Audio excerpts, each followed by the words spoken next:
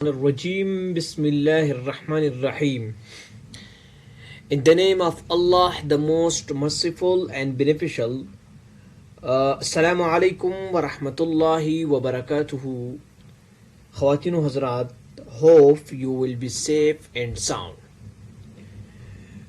So guys, جیسا کہ آپ کو پتا ہے کہ علوم القرآن کے اندر التبیان فی علوم القرآن، اس کے ہم نے لیکچر شروع کیے تھے، تو کچھ چپٹر ہم نے کور کیے تھے. آج کا ہمارا جو چپٹر ہے وہ ہے جمع القرآن. یہ چپٹر کچھ نسخوں میں سے یہ چھٹے نمبر پر ہے اور کچھ میں چوتھے نمبر پر ہے. اچھا، تو جمع القرآن کے بارے میں ہم کہیں گے، ڈسکس کریں گے. دیکھو، قرآن کریم جب نازل ہوا اور اس کی نزول جب کمپلیٹ ہو گئی اور جب اس کی نزول جاری تھی حضور پاک صلی اللہ علیہ وسلم کے زمانے میں، تو اس وقت قرآن کریم کی کوئی ایک کاپی نہیں تھی جس سے ایک لوگ پڑھ سکے اور جس کو لوگ تلاوت کرے. ایسی کوئی کاپی نہیں تھی. بس جنرلی لوگ لکھتے تھے، اگر کسی نوٹ کیا ہوتا تو اچھا ہوتا، ورنہ اس کو یاد ہی رہتا تھا. زیادہ تر لوگوں کو یاد رہتا تھا. اور عربوں کے حافظے تو ویسے بھی قوی تھے، وہ اسٹرانگ تھے بہت. وہ اپنے تاریخوں تک یاد کرتے تھے، اپنے گھوڑوں کی تاریخوں، ان کے شجروں کو تک یاد کرتے تھے. تو اتنے وہ اسٹرانگ تھے. تو یوں ہی اگر کوئی بندہ لکھا پڑھا بھی نہیں ہوتا تھا تو اس کو بھی ہزاروں شعر یاد رہتے تھے، دیوانوں تک یاد رہتے تھے. تو ایسا کرتے تھے. تو جب قرآن کریم نازل ہوا تو اس کے ساتھ بھی ایسا ہوا. لوگوں کو لکھا ہوا کم تھا اور یاد کیا ہوا زیادہ تھا، کیونکہ پڑھے لکھے زیادہ نہیں تھے، امی تھے سارے، یعنی وہ الٹریٹ تھے. سو جب قرآن کریم حضور پاک صلی اللہ علیہ وسلم کے زمانے میں ایک ماسٹر کاپی نہ بن سکی اور اس کی ایک وہ پبلش نہ ہو سکا بشکل کتاب، تو پھر بعد میں اس کی ضروریات آ گئی. تو بعد میں صحابہ نے اس کو پبلش کر کے اس کو کاپی بنا دی ہے. اس چپٹر میں ہم ان اسباب کو پڑھیں گے اور مزید یہ پڑھیں گے کہ حضور پاک صلی اللہ علیہ وسلم کے زمانے میں قرآن کو کس چیز پر لکھا جاتا تھا اور کس طرح لوگ اس کو محفوظ کرتے تھے. بعد میں جب کیونکہ حضور پاک صلی اللہ علیہ وسلم کا زمانہ اگر آپ دیکھیں تو یہ مسلسل جنگیں اس میں ہوئی ہے، مسلسل حضور پاک صلی اللہ علیہ وسلم جنگوں میں رہے، مشرکین کی وہ اس کے ساتھ مارکے تھے. تو اس میں صحابہ مشغول ہوتے رہتے تھے. تو ان دنوں میں اس کی کوئی ضرورت نہیں تھی، تو اس لیے یہ نہیں ہو گیا، یہ کاپی نہ بن سکی، یہ جمع نہ ہو گیا. بعد میں ضرورت بنی. پھر آپ خود دیکھیں، جب صحابہ کے بعد زمانہ آتا ہے تابعین کا، یہ جو خلفائے راشدین کا زمانہ اینڈ ہو جاتا ہے اور عباسید ڈائنیسٹی اور امیہ ڈائنیسٹی شروع ہو جاتی ہے، تو اس زمانے میں آپ دیکھیں پھر حضور پاک صلی اللہ علیہ وسلم کی حدیث کو بھی مدون کرنے کی ضرورت پڑی، کیونکہ لوگوں نے اپنی طرف سے حدیثیں بنانے لگی. تو جب حدیثیں پھر وہ خلط ملط ہونے لگی حضور صلی اللہ علیہ وسلم کے قول کے ساتھ اور باقی جو من گھڑت حدیثیں تھی، تو ایسی صورت میں پھر خلفاء نے کیا حکم دیا؟ حدیثوں کو تدوین کرنے کا حکم دیا. تو جب زمانے میں کسی چیز کی ضرورت پڑی تو اس زمانے میں علماء نے اس کو کر گزرے ہیں. تو اب ہم اس کو شروع کرتے ہیں. اچھا، جمع القرآن الکریم فی عہدین، قرآن کریم کو دو جگہوں پہ جمع کیا گیا، دو عہدوں میں، دو زمانوں میں. عہد النبویہ، نبی علیہ الصلوۃ والسلام کے زمانے میں، وعہد الخلفاء الراشدین. اب میں نے بتایا کہ نبی صلی اللہ علیہ وسلم کے زمانے میں جمع نہیں تھا، ہاں شکلی کتاب میں نہیں تھا، باقی قرآن تھا، جمع تھا، بس اس طرح کی بک شکل میں وہ نہیں تھا. ٹھیک ہے. وقد كان لكل جمع خصائصه ومزاياه وكلمة جمع تطلق أحيانا ويراد منها الحفظ والاستظهار في صدور الرجال. کہتے ہیں کہ ہر ایک جمع کے لیے، ہر ایک جو کلیکشن ہے اس کے لیے اپنی ایک خصائص اور فیچرز ہے. اور جمع کا جو لفظ ہے وہ اطلاق کرتا ہے، وہ معنی رکھتا ہے احیانا ويراد منه الحفظ والاستظهار في صدور الرجال. حفظ اور استثار مردوں کے سینوں میں محفوظ کرنے کو جمع کہتے ہیں. وتطلق تارة يراد منها الكتاب والتسجيل، اور کبھی کبھی لفظ جمع کا معنی الکتابہ والتسجیل کا بھی ہے، یعنی لکھنا اور نوٹ کرنا، فی الصحائف والاوراق، صحائف یعنی صحائف اور پیجز پر لکھنا. وقد كان الجمع في عصر النبوی الامران معا. اب دیکھو جمع، لفظ جمع کا کیا مطلب ہے؟ لفظ جمع کا مطلب ہے الحفظ والاستظہار فی صدور الرجال، یعنی مردوں کے سینوں میں حفظ کرنا، اس کو محفوظ رکھنا. اور کبھی کبھی اس کا معنی ہوتا ہے الکتابہ، یعنی لکھنا، یعنی دونوں کا مطلب ہی ہے محفوظ کرنے کا، یعنی اس کو میمورائزیشن، کبھی بائی رائٹنگ آپ کسی چیز کو محفوظ کرتے. ٹھیک ہو گیا. قرآن کریم کو حضور صلی اللہ علیہ وسلم کے زمانے میں جمع کرنے کے دو فائدے تھے، دو باتوں کے لیے وہ جمع ہوا، امرین کے لیے. کون سا امر؟ الجمع فی الصدور عن طریق الرجال والاستظہار. سب سے پہلے یہ تھا کہ جو کیا تھے، جو صحابہ تھے وہ اپنے سینوں میں قرآن کریم کو محفوظ کرتے تھے یاد کر کے. ٹھیک ہو گیا، طریق حفظ کے. وہ دوسرا کیا تھا؟ الجمع فی السطور. بعض جو لکھ سکتے تھے، جو رائٹ کر سکتے تھے، جو لکھنا پڑھنا جانتے تھے، تو وہ بھی لکھ بھی لیتے تھے. ٹھیک ہے. وسنتحدث عن كلا الجمعين بشيء من التفصيل ليتبين لنا العناية الفائتة بالقرآن الجمع بالقرآن العظيم وكتابته وتدوينه مما لم يسبق لكتاب سماوي أن نال من رعاية. اچھا، کہتے ہیں کہ ہم ان دونوں کو فردر ڈسکس کریں گے کہ کس طرح قرآن کریم کو صدور اور سطور میں جمع کیا. الجمع فی الصدور، قرآن کریم کو جمع کرنا صدور یعنی سینوں میں. نزل القرآن الکریم علی نبی صلی اللہ نبی الامی. ہاں، اس قرآن کو نبی امی پر نازل کیا، یعنی جو نبی جو کہ لکھنا پڑھنا نہیں جانتا. فکانت ہمتہ منصرفۃ الی حفظہ والاستظہارہ. تو ان لوگوں کا جو لکھنا پڑھنا نہیں جانتے تھے تو ان کا حفظ بہت تیز تھا اور ان کا استظہار بھی بہت تیز تھا. تو انہوں نے کیا کیا؟ تو انہوں نے ثم یقرؤوہ علی الناس علی مکث لیحفظوها ویستظہروها. پھر کیا ہوا؟ پھر یہ ہوا کہ حضور صلی اللہ علیہ وسلم نے لوگوں پر یہ لوگوں کو قرآن بیان کیا اور لوگوں نے کیا کیا؟ اپنے سینوں میں محفوظ کر دیا. اچھا، قرآن کریم میں اللہ تعالیٰ کہتے ہیں هو الذی بعث فی الامیین رسولا منہ یتلو علیہم آیاتہ ویزکیہم ویعلمہم الکتاب والحکمہ. کہتے ہیں هو الذی، یہ وہی نبی ہے، بعث فی الامیین، جس کو امی لوگوں میں نازل کیا ہے. امی یعنی illiterate، they can't write and read، ان کو لکھنا پڑھنا کچھ نہیں آتا، امی ہے. اور یہ نبی اس کو تلاوت کرتا ہے، یہ نبی اس کو قرآن سکھاتا ہے. تو عرب جو تھے وہ اس چیز میں ماہر تھے، وہ ان کا جو حافظہ تھا وہ بہت قوی تھا. تو اس وجہ سے انہوں نے قرآن کو بڑے آسانی سے حفظ کر دیا. اب آپ اس کو پڑھ سکتے ہیں. ٹھیک ہے. اچھا بھی آئیے صاحب.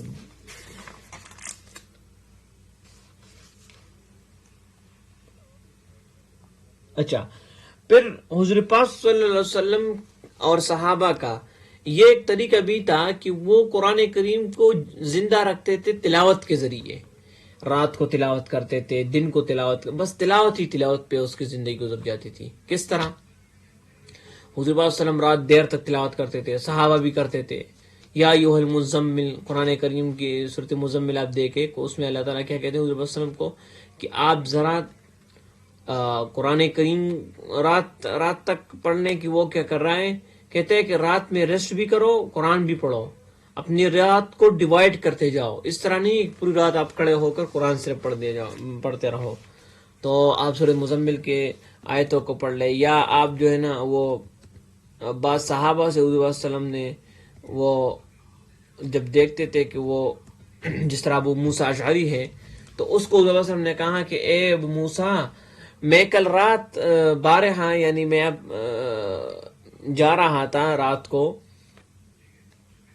تو میں نے آپ کی قرآن سنی تو مجھے بہت اچھا لگا، اور آپ کو اللہ تعالیٰ نے حضرت داؤد علیہ السلام کی بات نقل کی کہ ان کی خوبصورت آواز تھی، بہت سریلی آواز تھی اس کی، تو اس کی طرح بالکل مجھے آپ کی آواز محسوس ہو گئی۔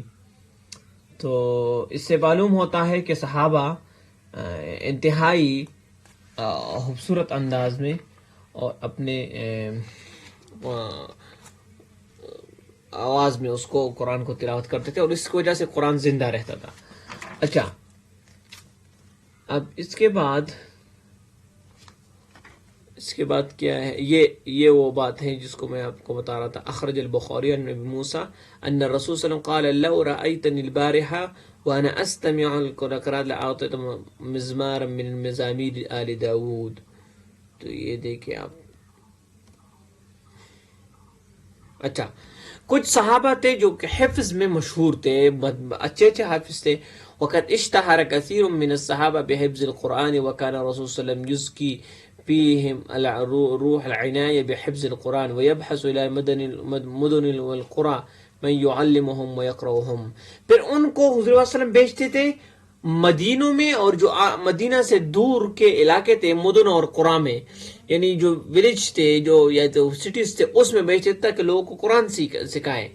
جس طرح مصعب ابن عمیر تھے، ابن ام مکتوم الی اہل مدینہ، اس کو بھیجا تھا دونوں کو، یعلمانہم الاسلام ویقرؤونہم القرآن کما بعث معاذ بن جبل۔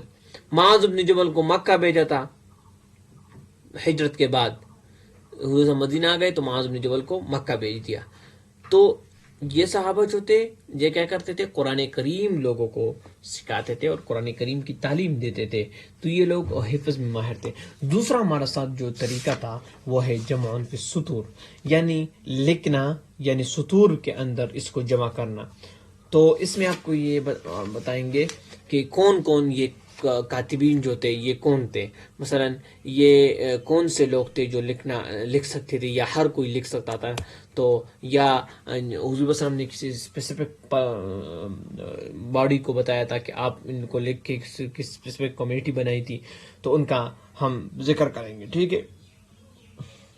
وَأَمَّا الْمَزِيَّةُ الثَّانِيَّةُ لِهَذَا الْقُرْآنِ الْكَرِيمِ عظیم فهو جمعه وكتابته في المصحف فقد كان الرسول صلی اللہ علیہ وسلم کتاب للوحی۔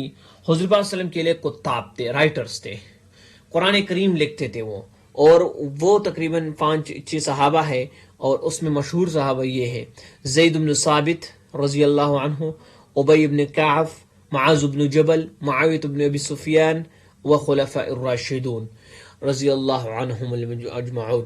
تو یہ جو جتنے صحابہ تھے یہ قرآن کریم کی وحی لکھتے تھے۔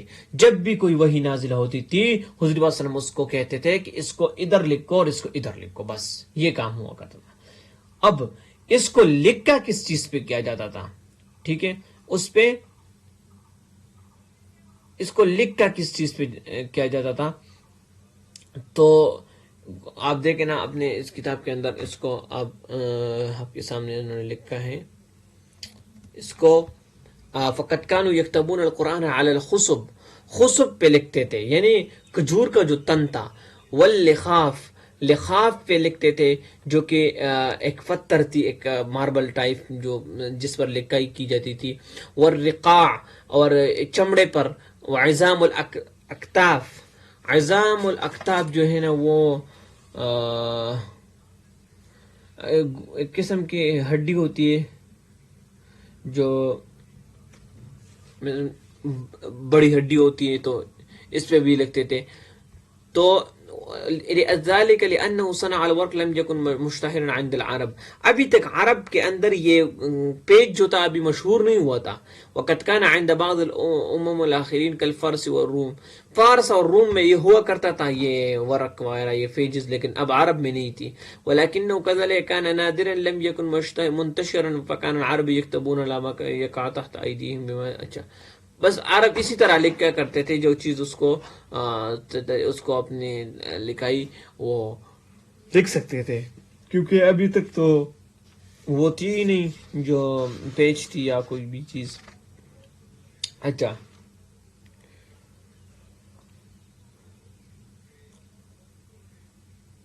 اچھا یہ دیکھو، ایک زید بن ثابت ایک حدیث نقل کر رہے ہیں حضور پاک صلی اللہ علیہ وسلم کے، اور چونکہ یہ کتاب وحی میں سے بھی ہے، تو یہ کہہ رہے ہیں اب یہ ہے یہ ادھر سے شروع ہوتا ہے رو. ہاں عن زید بن ثابت رضی اللہ عنہ انه قال كنا عند رسول اللہ صلی اللہ علیہ وسلم نؤلف القرآن. حضور صلی اللہ علیہ وسلم کے پاس ہم تھے اور ہم قرآن کی تالیف کرتے تھے، لکھتے تھے. من الرقاع، رقاع سے ای نجمعه وكان هذا التألیف عبارة من ترتیب الآیات. یہ تالیف کس طرح ہوتی تھی؟ ترتیب آیات کے ذریعے. ترتیب آیات کس طرح ہے؟ اب قرآن کریم کی نزول جو ہے وہ الگ ہے اور ترتیب الآیات الگ ہے. قرآن کریم کی آیتیں نازل ہوتی رہتی ہے، کبھی ایک سورت کی آیت نازل ہوتی ہے، پھر وہ رک جاتی ہے، پھر دوسری سورت شروع ہو جاتی ہے، پھر تیسرا سورت شروع ہو جاتا ہے. تو یوں قرآن کریم کی آیتیں چونکہ ایک دم تو نازل نہیں ہوئی ہے، تو کہتے ہیں کہ ہمیں حضور صلی اللہ علیہ وسلم کہتے تھے کہ یہ فلانی آیت کو یہاں پر لکھو اور اس آیت کو ادھر لکھو. تو پھر ہم اس طریقے سے لکھتے تھے، یہ نہیں کہ ہم نے اپنی طرف سے. وَبِأَمْرٍ مِّنَ اللَّهِ تَعَالَى، اور اصل میں امر کس کا تھا؟ اللہ تعالیٰ کا تھا.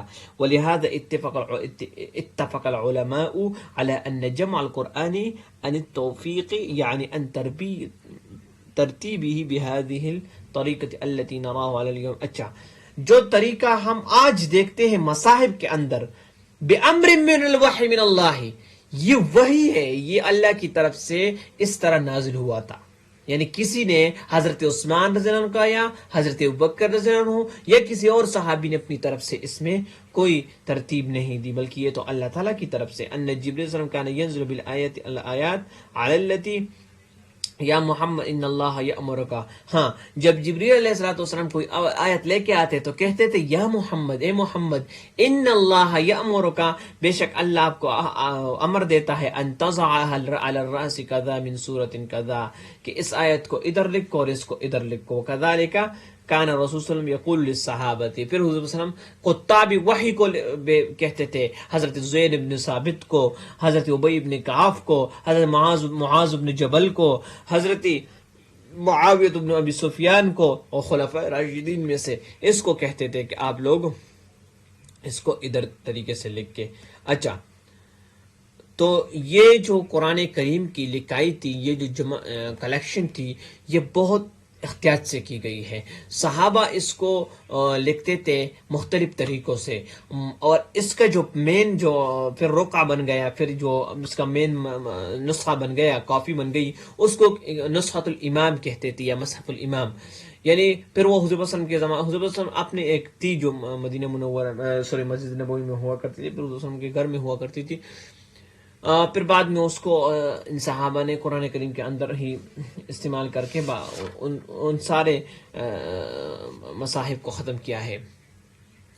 تو میرے کہنے کا مقصد یہ ہے کہ قرآن کا جمع جو ہے وہ دو طریقوں سے ہو گیا، صدور سے اور سطور سے. صدور یعنی سینوں سے، حفظ سے، سطور یعنی کتابت سے.